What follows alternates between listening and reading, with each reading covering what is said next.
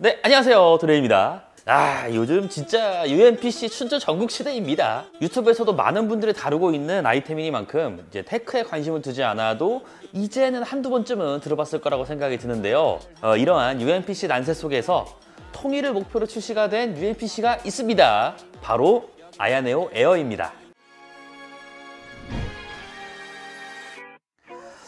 제가 현재 대여받은 제품은요, 아야네오 에어인데요. 512GB에 16GB 램을 탑재한 테스트 모델이기 때문에 정식 발매 제품과는 약간의 스펙 차이를 보일 수가 있습니다. 그리고 라인업은 총 3가지가 있는데요. 램, 저장 장치, 그리고 배터리 용량에 따라서 라이트와 프로가 붙기 때문에 본인이 어느 수준의 스펙을 필요로 하는지 확실하게 알고 있으면 좋겠죠.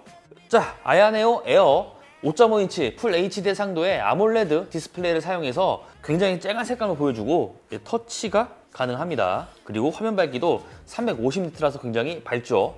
가장 중요한 프로세스는 라이젠 5 5560U를 사용하고 있습니다. 6코어 12스레드, 코드명은 세잔이죠. 그래픽 코어 6개를 사용하는 라데온 그래픽스가 내장이 되어 있습니다. 이 성능에 대해서는 제가 잠시 뒤에 얘기를 하기로 하고요. 특히 이번 시리즈는 조이스틱과 버튼에 많은 신경을 썼다고 하더라고요. 자유롭게 커스텀이 가능하기도 하고 감도와 마감, 내구성까지도 끌어올렸다고 합니다. 그리고 아야 스페이스가 업데이트가 되면서 하드웨어와 소프트웨어의 조율도 신경을 쓴 흔적이 보였습니다. 이 정도 간단하게 알아봤고요. 그렇다면 요 디자인부터 알아볼게요. 이 제품 처음 보자마자 든 생각이 이거 디자인 장난 아니네. 이거였습니다. 디자인을 정말 신경을 썼다는 게 영상을 통해서 여러분들에게도 전달이 잘 되었을 거라고 생각이 드는데요. 둥글둥글한 모습이라 손으로 쥐었을 때 크게 걸리는 게 없었고요. 생긴 게 닌텐도 스위치와 굉장히 비슷하긴 하지만 닌텐도 스위치와는 다르게 그립 부위도 있기 때문에 쥘 때 조금 더 편안한 느낌도 있었습니다. 또 이렇게 트리거 쪽에 버튼 디자인도 괜찮았고요. 색감이 좌우 그라데이션을 통해 자연스럽게 이어지거든요. 이런 부분도 굉장히 마음에 들었습니다. 그리고 무엇보다 제가 좋았던 게 이 마감이라고 할 수가 있겠는데요. 마감이 진짜 훌륭한 수준입니다. 접합 부위가 들떴거나 도장 미스가 보인다거나 아니면 딱 봤을 때 이 싸구려틱하다거나 이런 게 전혀 없습니다. 물론 이게 정점이다, 끝판왕이다 이 정도 수준은 아닌데요. 이 정도의 마감과 디자인이라면은 대부분의 사람들에게 지어졌을 때 충분히 만족을 줄 수 있을 만하다고 생각이 듭니다. 그리고 이렇게 상단, 하단에 USB 3.2 Gen2 타입C가 있어서 원하는 방향으로 충전 케이블을 둘 수가 있습니다. 그리고 그 옆으로는 이어폰 잭, SD카드 슬롯, 그리고 좌우로 스피커가 위치해 있고요. 정말 이 깔끔한 디자인과 마감, 요거는 제 마음에 들었다고 봐주시면 좋겠습니다. 외관은 상당히 신경을 쓴 모습인데 무게까지도 신경을 많이 쓴 모습이거든요. 실측을 하면은 397g 수준이라서 UMPC 중에서는 상당히 가벼운 수준이라고 할 수가 있고요. 실제로 쥐었을 때도 충분히 가볍다는 느낌을 전해줍니다. AMD 라이젠 5 5560U의 성능은 휴대용 게임기라는 것을 생각을 해본다면 나쁘지는 않습니다. 다만 5560U의 성능이 아닌 제품 출시 시기로 인한 부분이 조금 아쉬운데요. 요 얘기는 나중에 해보도록 하고요. 우선 CPU는 코드명 세잔의 라이젠 5 5560U죠. 5600U보다 부스트 클럭이 조금 떨어지고요. S3 캐시에서 차이가 나는 제품입니다. 프로세서의 성능은 제가 기대했던 것보다는 괜찮습니다. 싱글코어의 성능이 이미 7세대 데스크탑 끝판왕과 비슷비슷한 수준이고요. 멀티코어는 5000점이 넘어가는 수준입니다. 3D마크의 성능은 제 생각보다는 저조하긴 합니다만 이게 400g이 채 되지 않는 휴대용 게임기라는 목적을 생각을 해본다면 충분히 납득을 할 수 있는 수준이라고 생각이 듭니다. 이 정도 벤치 알아봤으면 게임 플레이 해봐야겠죠. 트리플 A 게임의 경우는 15W로 전력을 고정시키고 게임을 해봤는데요. 섀도우 오브 더 툼레이더는 평균 43프레임이 측정되며 HD 해상도 가장 낮은 옵션에서 측정했기 때문에 옵션을 조금만 올려도 프레임은 많이 떨어집니다. 포르자 호라이즌 5는 평균 61프레임이 측정됩니다. 확실히 옵션을 낮추면 게임을 하는데 부족하지는 않은 프레임이죠. 위쳐3는 40에서 50프레임대를 보여주는데요. 60프레임까지 측정이 되지는 않아서 아쉬운 부분이 있지만 FPS처럼 고프레임 주사율이 필요한 게임도 아니기 때문에 충분히 플레이가 가능했고요. 사이버펑크 2077은 평균 26프레임이 측정이 되었는데요. 몇몇 장면에서는 확실히 툭툭 끊기는 느낌을 받습니다. 라이젠 5 5560U로는 확실히 버겁다는 게 느껴졌습니다.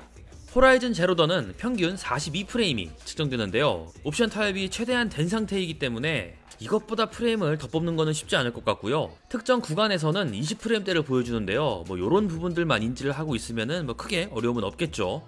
그리고 8W 이하로 놓아도 전혀 문제가 없는 고전 게임류는 프레임 걱정은 전혀 안 해도 될 것 같더라고요. 던드 재밌습니다.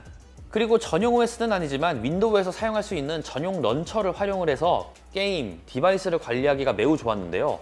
제가 기억하는 아야네오 런처는 굉장히 허접했었는데 아야 스페이스로 다듬어지면서 그 사이에 굉장히 많은 발전이 이루어졌다고 합니다. 저는 스팀 게임 위주로 설치를 했고요. 당연히 아야네오에 설치된 게임을 아야 스페이스에서 한눈에 볼 수가 있습니다. 그리고 시스템 최적화, 그러니까 펜 RPM이나 TDP 이런 것들을 조절할 수가 있고요. 해상도까지도 손쉽게 조절이 가능합니다. 그리고 커스텀 버튼도 제어가 가능하고 당연히 디바이스의 상태도 확인이 가능하죠. 트리거와 AB 버튼을 통해서 아야네오 스페이스를 조작할 수 있고 터치가 지원되기 때문에 당연히 터치로도 가능합니다.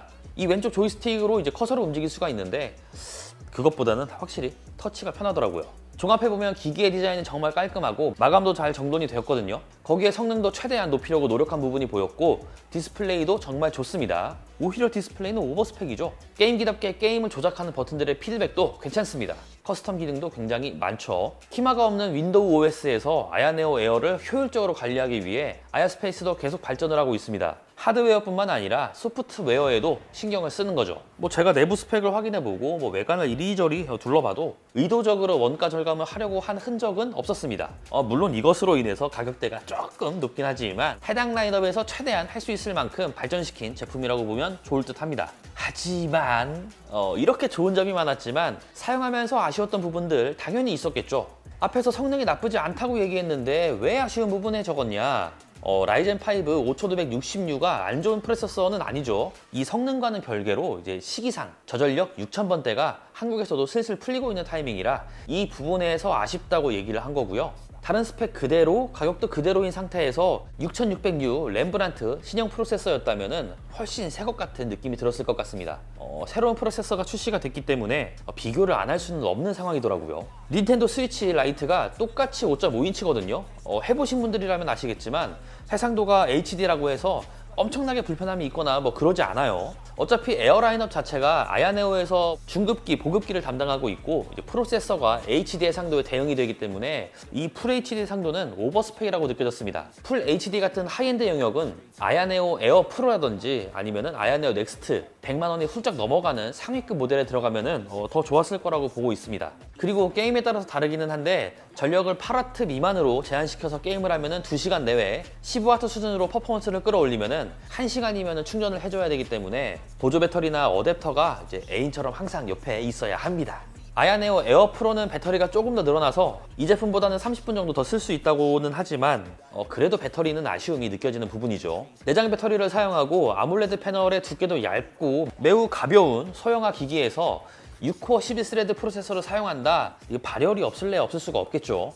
게임을 하게 되면요 온도가 70도 중반을 찍기 때문에 기기를 받치게 되는 중지, 약지, 새끼손가락에서 발열이 느껴지는데요. 기기 사이즈가 타이트하다 보니 손이 크신 분들이라면 발열을 조금 더 이렇게 느낄 수가 있을 것 같아요. 또 펜이 돌면서 생기는 진동이 그립 부위에 미세하게 전달이 되는데 이게 거슬릴 정도는 아닌데 예민한 분들이라면 충분히 신경이 쓰일 것 같았습니다. 그리고 게임을 지속할수록 펜 RPM도 점점 빨라지겠죠. 펜소음이 발생하지만 그래도 게임에 집중을 하다 보면은 잘 들리지는 않더라고요. 그리고 스피커는 여기 하단에 있는데 위치가 저기 안쪽 어딘가에 좀 있는 것 같아요. 소리가 좀 먹먹하게 들리거든요.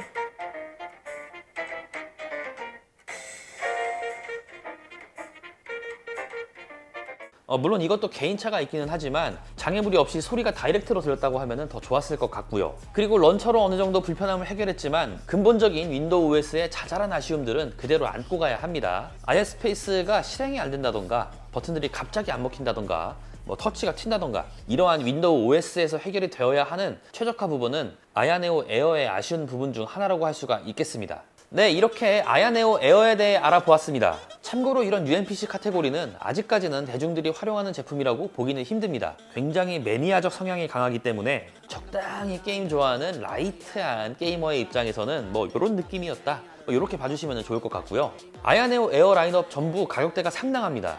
이 가격이라는 허들이 조금만 낮아지면 좋을 것 같더라고요. 100만 원에 근접하기 때문에 무턱대고 지르기에는 부담스러운 가격은 확실하니까요. 성능이나 기기의 마감은 지금도 충분합니다. 오히려 몇몇 성능들은 오버스펙이라고 생각이 들 정도고요. 그렇기 때문에 보급형 기기의 목적을 충분히 살리는 방향성을 바탕으로 가격까지도 더 대중화를 시켰으면 좋겠다고 생각을 하면서 AMD 라이젠 5 5560U를 활용한 아야네오 에어의 영상은 여기서 마무리하겠습니다. 그럼 다음에 또 보자고요. 안녕! 아무리 게임 좋아한다고 해도 100만 원이 넘는 가격은 확실히 부담이기는 하죠. 그럼요.